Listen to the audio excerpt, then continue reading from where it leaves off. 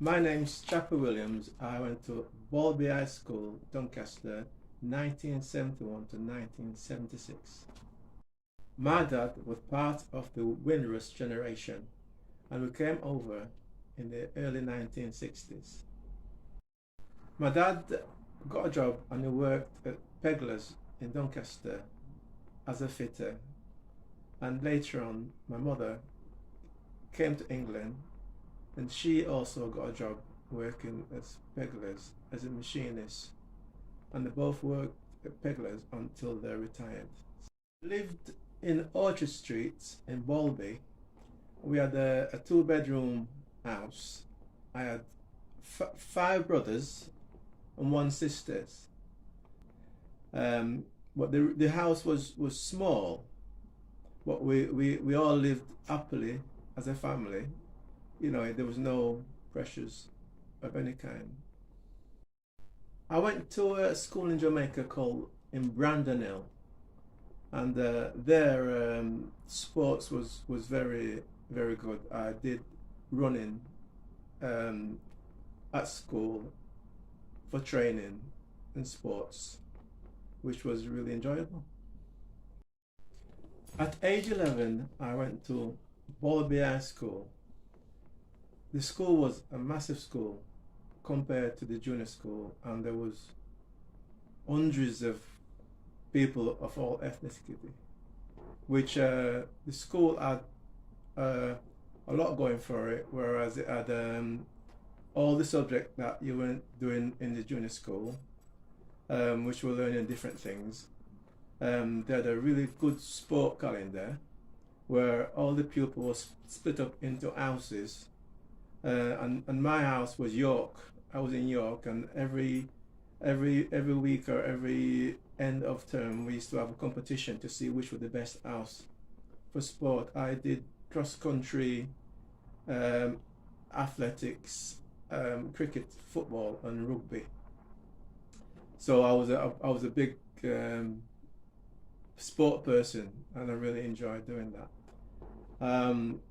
I used to be one of the best cross country runner in the school, and I used to do with 800 meters. But when we had the sport days and we had inter school competition, I did the 400 meters, 800 meters, and 1500 meters, and I used to win all three competitions. But I started playing rugby for the Dons Junior, and we used to train 3 times a week, and the training was pretty on par to being professional. So my fitness was up there. That's one of the reasons why I win in most of this sport. I was better at rugby than I was at football, but I still played for the school team. The subject which I found difficult was maths and English, and I knuckled down and I got through my maths and English. Of course, I came from Jamaica when I was 9 years old. My language and my understanding of English wasn't as good as it should be. So I started off in a bottom set, because when you got to the high school, they have set 7 the worst, and then set 1 is the best.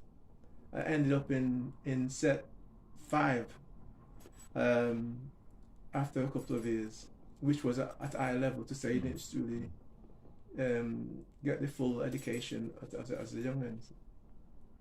But I ended up doing O-level control technology, and I think I got three O-levels. Yeah, Mr. Jenkinson was a good sport teacher, and was very strict, and he was determined to get the best out of us. In PE, you know, it was hard work, you know what I mean. But like you said, I was used to the training and the fitness, but he made you have it, you know what I mean. And he's very strict. But we enjoyed the training. I was very lucky because the Dons, Stephen Sales was one of the members. It was his idea for us to start to go down to the Dons and start training, because it was creating the under 12 sides. And Balby HIgh School, we had I think about 8 players, 8 youngins from Balby went down to train for the Dons Junior, and we all got in, and we all played together from under 12s. There was Stephen Sales, Paul Batty, George Conn, Edmund Jackson, Pete Savage, Ian Rose, and a few others. I can't remember the name, but we was all from Balby HIgh School. But we played rugby league. It was rugby league, and the school played rugby union, and all the other school played rugby union at the time. But we played rugby union at school as well. Yeah, we had a lot of players from Balby, which was a great advantage for the school when we played other schools. As a Dons player from under 12, 13, 14, under 15, under 16, we were one of the top sides. We beat all the top clubs, junior sides, as it progressed throughout the years.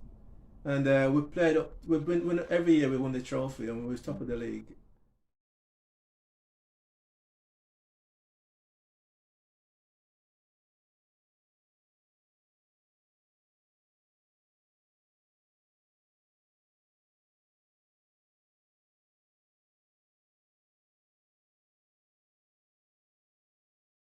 The theory of that was that the Dons supposed to progress, keep the side as it was, and progress it into the professional team, to make that the Dons team in a few years' time.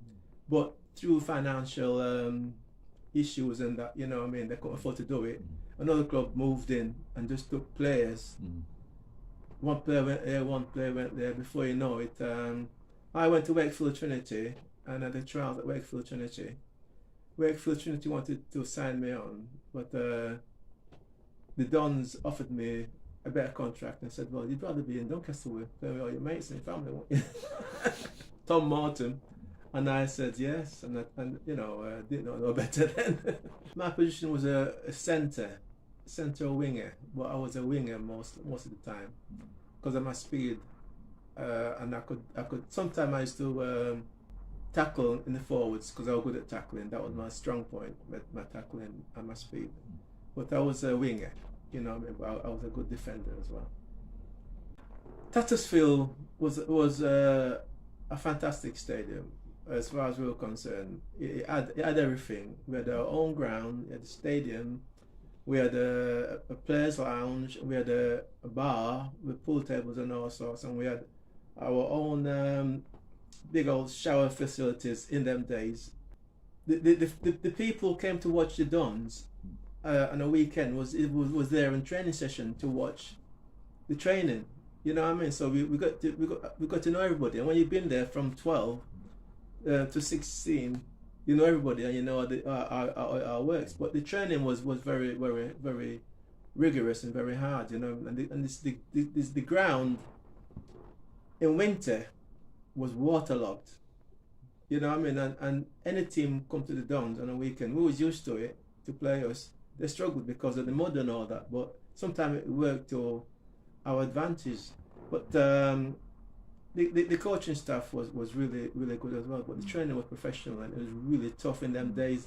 They'll know going to the gym to build your muscles up. You know what I mean? It was like on the pitch, you know, and it was like proper tough. But we enjoyed doing it. Yeah, we played UKR in the Challenge Cup. I think no Hull.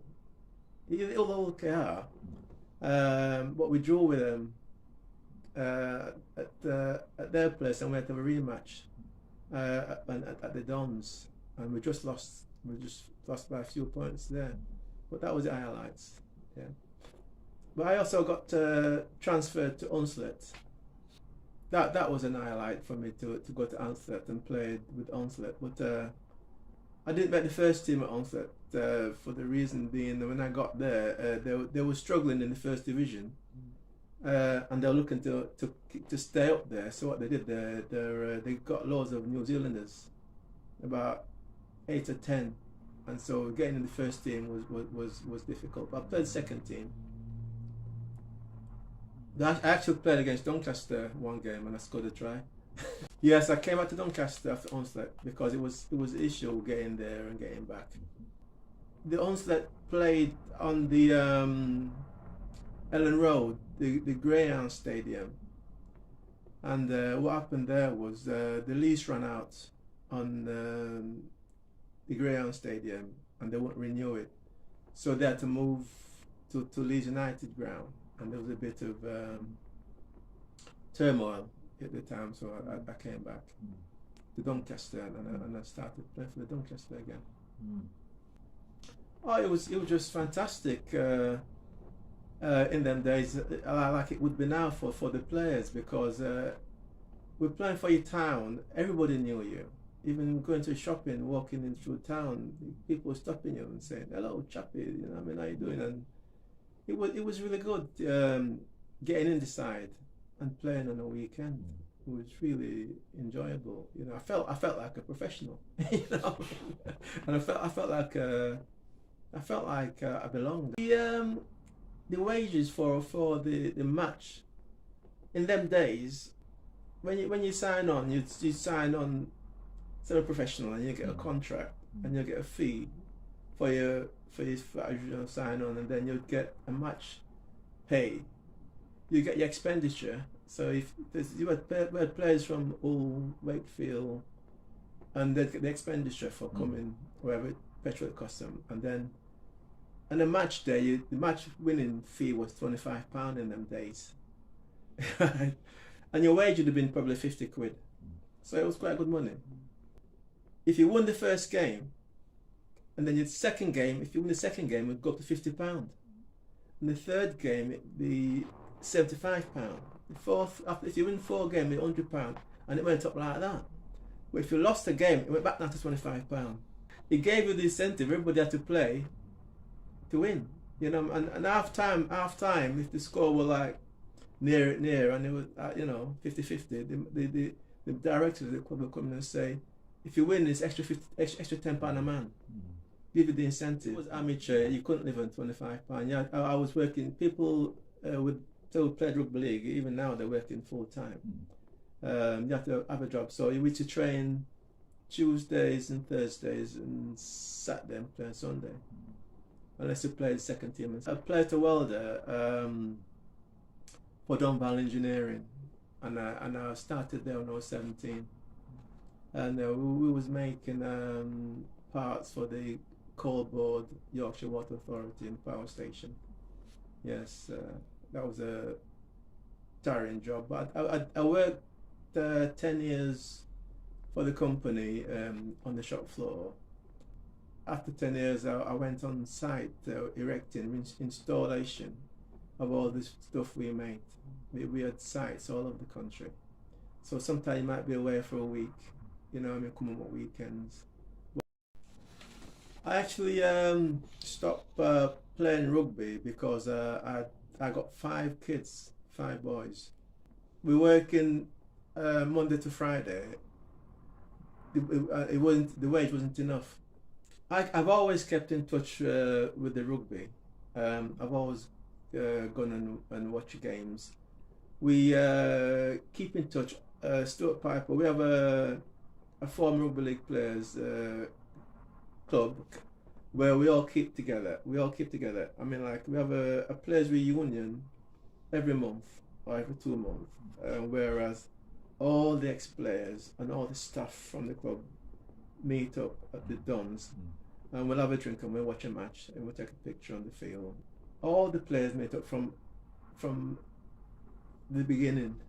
Some of us have passed away, and the ones that are still there, if we can keep in touch with them and get them to come to the matches. Stuart Piper and Ray Green, they organise, and Carl Hall, they organise it. Sometimes we go to the Dons for a reunion and we all got to put our name on the badge, because people's change that much, you don't recognise them when they were young, fit and strong. They're older now and they're grey and they put weight on, and So you can recognize most of the time, 99% of the time you can recognize who's who, you know what I mean? But me, you know what I mean? Everybody can always come to me, Chappy, you don't change a bit. Because I'm still training, I'm still doing the running, I'm still doing the exercise, and I'm still keeping myself fit, you know what I mean? It's keeping the weight off. People recognize me, but sometimes I don't. I look at them, I'm thinking, you sit, you know what I mean? But we've all got a name badge, so it takes that away. But we still keep in touch, and we still have the reunion. Very, very, very lucky to have had my family, and we're all healthy, fit, and strong. I've got 5 lads, 8 grandkids, and that's a great achievement. I'm lucky to have my health. I'm lucky to be able to still train and keep myself fit. You know, I'm lucky to be married to a beautiful woman. And I've had some good jobs. I've worked for a good company, Dons Engineering, probably 15 years, Montrecon 10 years, and worked for Royal Mail for 13 years. So I've had three decent jobs. I'm retired now, and I'm still DJing, doing music. I have no regrets really. I don't regret coming back and signing for Doncaster. I really enjoyed it because, like Tom Martin says, you're going to be with all your friends and people you know, and that, you know what I mean, and that's worth something, you know.